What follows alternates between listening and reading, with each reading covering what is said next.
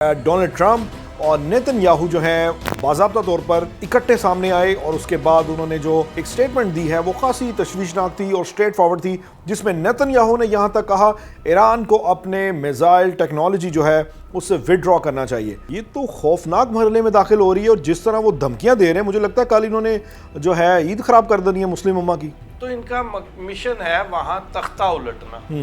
वो कहता है जी जमीनी फौजें उतारेंगे तो तख्ता उल्टा जाएगा। सर कितना शटअप कॉल है कि इतना सा मुल्क एक सुपर पावर को इनकार कर रहा है कि इत्थे ना ताड़े जहाज खड़े हो। सर जो सुपरियॉरिटी है ना अमेरिका की, वो चैलेंज हो रही है पूरी दुनिया में। चाइना उनकी टेक्नोलॉजी से लेके हिकमत अमली से लेके उनके टोटल चीजें देख चुका है। ये उसकी प्राइड है, तो आपने उसकी प्राइड को, आपने उसकी रेड लाइन को तहस नहस कर दिया। सुपरमेसी है ना एयर की, Exactly. वो F-35 है ऐसे ही और है। वो चैलेंज हो गई है। ईरान ने कहा हमने 4 तैयारे गिराए जाफरी हैं। साहब ईरान नु छड़ो, ਇਹਦੇ ਪਿੱਛੇ कोई और है गया। सर माने ये टेक्नोलॉजी पकड़ी है आपके रशियन और चाइनीज भाइयों ने।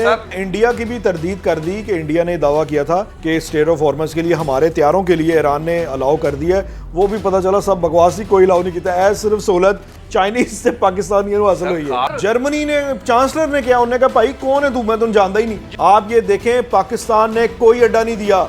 ਇੱਥੇ ਤੁਹਾਡਾ लीडर ਹੁੰਦਾ ਉਹ ਤੇ फौरन कहता जी मैं वर्ल्ड कप जीत के आया हूं जो तो ट्रंप नाल मिल के आया सी। अस्सलाम वालेकुम नाजरीन, मैं हूं शहरियार और मेरे साथ मौजूद हैं मुजाहिद जाफरी साहब, सीनियर तजियाकार हैं। नाजरीन, जंग के हवाले से अपडेट्स का सिलसिला जारी है और लम्हा व लम्हा सूरत हाल, जैसा कि हम इसको पल पल के हिसाब से काउंट कर रहे हैं कि क्या चल रहा है, क्या होने वाला है और ये बात कहाँ तक जाती नज़र आएगी। लेकिन आज की डेवलपमेंट ये है कि डोनाल्ड ट्रंप और नेतन्याहू जो है बाज़ाब्ता तौर पर इकट्ठे सामने आए और उसके बाद उन्होंने जो बयानात दागे हैं, जो एक स्टेटमेंट दी है वो खासी तशवीशनाक थी और स्ट्रेट फॉरवर्ड थी, जिसमें नेतन्याहू ने यहाँ तक कहा ईरान को अपने मिसाइल टेक्नोलॉजी जो है उससे विड्रॉ करना चाहिए। तो ये एक बड़ा बयान था, एक संजीदा बयान था, लेकिन इसका जो जवाब आया आगे से वो ये आया कि आप भाई अपने काम से काम रखो, ये बंद नहीं होगा। तो बड़ी डेवलपमेंट तो आपके सामने आ गई, धमकी दी, लेकिन ईरान ने हस्ब मामूल उसका जवाब भी दे दिया। इसके साथ साथ स्टेट ऑफ द हॉर्मस को खुलवाने के लिए भी ट्रंप जो है वो बाज़ाब्ता तौर पे कई ममालिक से रब्ता करने की पोजीशन में है। जापान से रब्ता उन्होंने किया, फ्रांस से पहले रब्ता किया, मुंह की खानी पड़ी, लेकिन अब जापान से रब्ता किया और रास्ता खुलवाने की इल्तिजाएं की।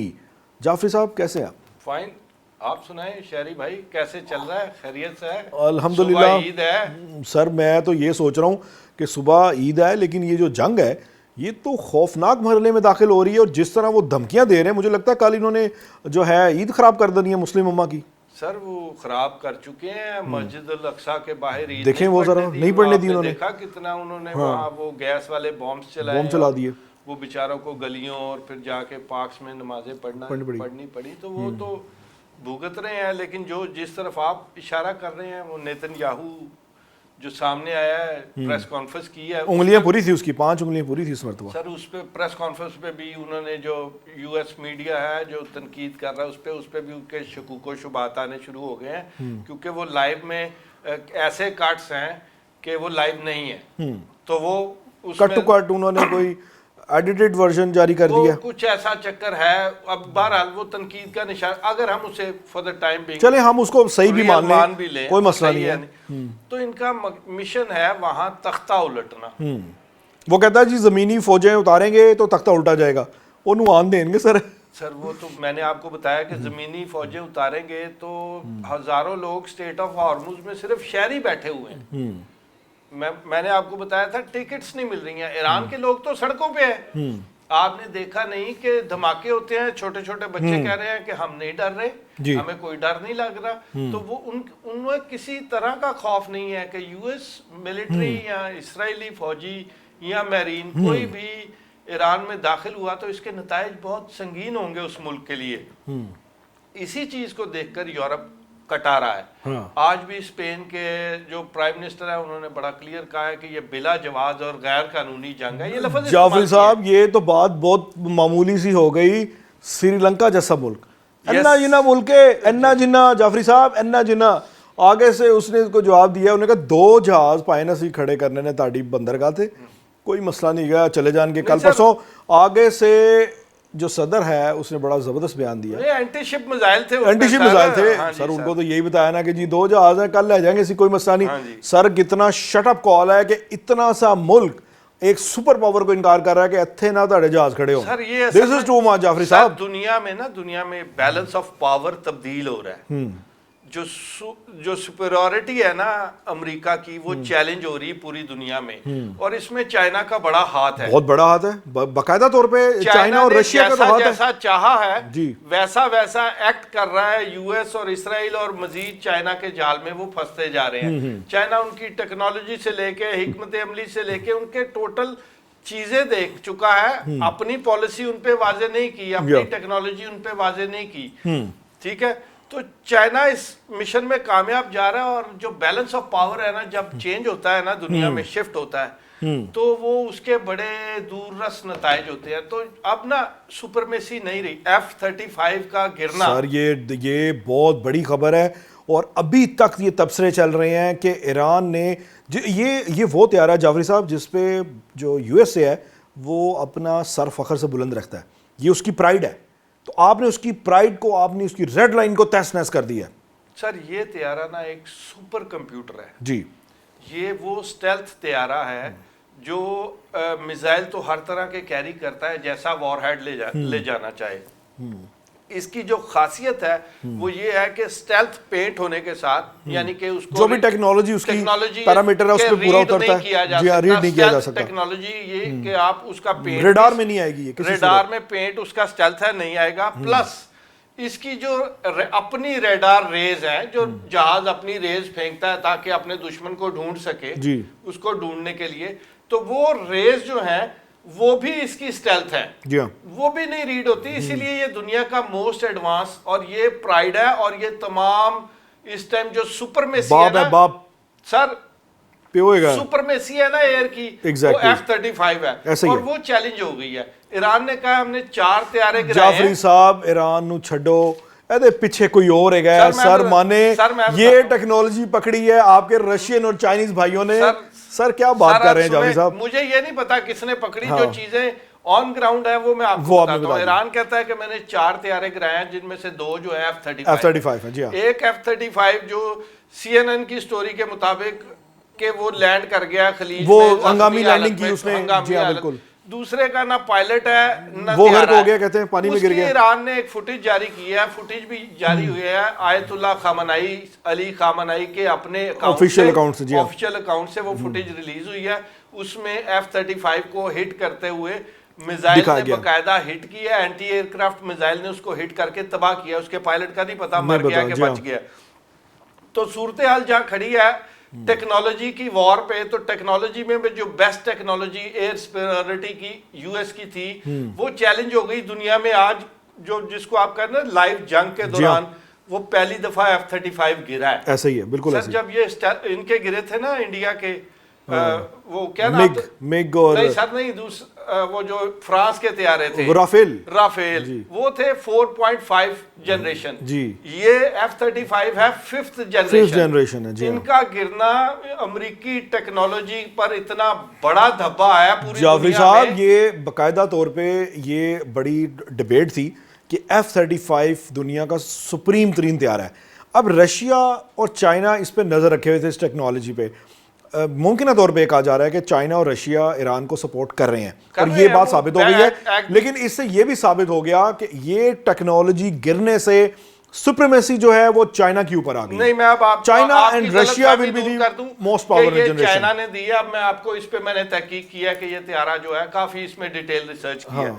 सर ये जो टेक्नोलॉजी है ना स्टेल्थ, जो F-35 में रेज समेत यूज हो रही है, इस पे ना $400 बिलियन रिसर्च पे खर्चा आया था। कितना? $400 बिलियन। $400 बिलियन इस स्टेल्थ टेक्नोलॉजी पे खर्चा आया, जिसके बाद ये तैयारा जो है रेडी होके आपके सिस्टम में आया। लेकिन ना इन्होंने बड़ा आसान हल निकाला ईरान वालों ने। इन्होंने उसको बजाय रेडार पे ट्रेस करने के ना एक रेडार बनाया जिसको आप कह लें इंफ्रारेड रेडार, जो हीट को ऑब्जर्व करता है। दुनिया का हर जहाज जो फ्लाई करता है वो हीट निकालता है। तो F-35 जितना मजबूत तैयारा उतनी हीट निकालता है, और ये ना हवा में ऐसे लगता है जैसे कोई समझ लो कि प्रेशर बॉयल हो रहा होगा, आग का प्रेशर ऊपर जा रहा है, आग का एक अलाव जल रहा है, अलाव नजर आता है इंफ्रारेड में जी। वो इंफ्रारेड रेडार है, वो इंफ्रारेड रेडार जो थर्मल सिस्टम है उन्होंने वो बनाया, उससे ये बिल्कुल वाजे हो गए हैं और उन्होंने उड़ा दिया सस्ती तरीन टेक्नोलॉजी दुनिया पे। स्टेल्थ टेक्नोलॉजी डेड हो गई है इसके बाद। जी हाँ, यानी इंफ्रारेड रेडार एक कोई जेन सोच भी नहीं सकता था, लेकिन उन्होंने ये टेक्नोलॉजी इस्तेमाल किया और मुझे पता चला ईरान की अपनी बनी हुई है। सर हो सकता है, मुमकिन है, लेकिन बहरहाल बातें ये हो रही हैं कि चाइना रशिया की सपोर्ट है, डिबेट चल रही है, लेकिन ईरान की अपनी भी तो है, इसमें कोई शक नहीं। F-35 का गिरना जंग का रुख बदल देगा, बिल्कुल ऐसे ही। जो डोमिनेंस अपनी साबित करने की यूएस कोशिश कर रहा था एयर में, पानियों में तो उन्होंने स्टेट ऑफ हॉर्मुज पे अपने एयर में भी खत्म कर दी। पानी में कब खुलवा सके आपको? नहीं खुलवा सके, स्टेट ऑफ हॉर्मुज में नहीं खुल सकी, उनकी मर्जी के बगैर कुछ नहीं गुजरा, कुछ भी नहीं है, बिल्कुल। तो बेशक उनके अच्छा, यहाँ तक कि इंडिया की भी तरदीद कर दी कि इंडिया ने दावा किया था कि स्टेट ऑफ हॉर्मस के लिए हमारे तैयारों के लिए ईरान ने अलाउ कर दिया है, वो भी पता चला सब बकवास ही, कोई अलाउ नहीं किया है, सिर्फ सहूलत चाइनीज से पाकिस्तान की हासिल हुई है। Sir that's mean a lot के पाकिस्तान की अहमियत, जाफरी साहब ये समझें कि पाकिस्तान की अहमियत फिर सबसे बुलंद है। ये प्रोग्राम के आखिरी हिस्से में पाकिस्तान के बारे में बात करेंगे, लेकिन फिलहाल मुझे ये बताएं कि जंग की अब हम करंट सिचुएशन का अगर अहाता करें तो आपको क्या लगता है कि आइंदा आने वाले जो दिन है, 2 से 3 दिन का अगर हम अहाता करें, ईद के अयाम समझ लें, इस रीजन में क्या कोई बेहतरी की उम्मीद नजर आ रही है आपको? देखिए, मैंने आपको पहले दिन से कह रहा हूँ ये जंग बंद रुकने वाली नहीं है, मुझे अभी कोई साइन नहीं नजर आ रहे, क्योंकि जो रोल अदा कर सकते थे। लेकिन जाफरी साहब मुझे ये लग रहा है कि बड़ी जल्दी एक आधा बड़ा B-52 फेंक के या कोई ऐसा बड़ा मिसाइल हमला करके ट्रम्प साहब और नेतन्याहू साहब भागने वाले जंग से, विड्रॉ करने वाले, ऐलान जंग करेंगे और आई मीन फतह का ऐलान करेंगे, वी वन द मैच और ये एस्केप करेंगे, लकी एस्केप होगा ये। फिर उनसे दुनिया पूछेगी आपने अपने अहदाफ ले लिए? सर सब तो पहले तो अमेरिकी सेनेट से मुहासबा होगा, ये तो इम्पीचमेंट आने वाली है सर। वहां तो मुहासबा सर जी 3 नवंबर याद रखें, डोनाल्ड ट्रंप का आखिरी दिन मैं देख रहा हूँ, मिड टर्म इलेक्शन में मुझे सफाई होता नजर आ रहा है। सर अर्ज ये है, कांग्रेस वाले तो उनसे $200 बिलियन और मांगा है, वो दे नहीं रहे पैसे, उन्होंने कहा नहीं कितों देइए, बेइज्जत कर रहे हैं कि तुसी जंग शुरू किवें कीती है, वो तो उनकी बेइज्जती कर रहे हैं बात पे, वो तो वहां जवाब ही नहीं दे पा रहे। सर आज जहां यूएस खड़ा है वो डोनाल्ड ट्रंप के फैसलों की वजह से खड़ा है, बिल्कुल ऐसा नहीं है कि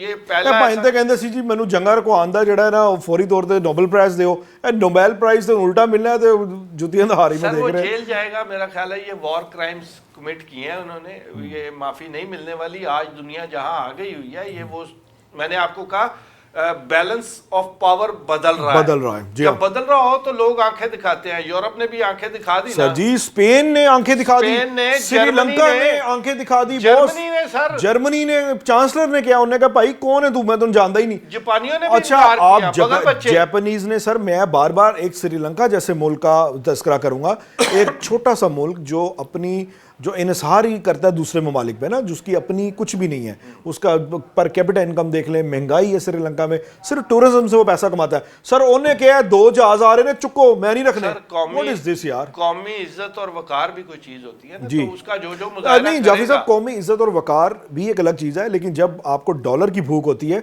तो इज्जत वकार का जनाजा निकल जाता है माजूद के साथ। लेकिन सर अभी लोगों को नजर आ रहा है कि ईरान के साथ गलत हो रहा है और ईरान ने आपकी तबाही फेर दी है, तो देखें ताकतवर के साथ झुकाव होता है, ये हमारी पूरी वर्ल्ड ऑर्डर है बेसिकली, सर वही टूट रहा है। यही मैं अर्ज कर रहा हूं, यही सुपर पावर भरम टूट रहा है। हाँ, भरम टूट रहा है, जवाल शुरू हुआ हुआ है यूएस का।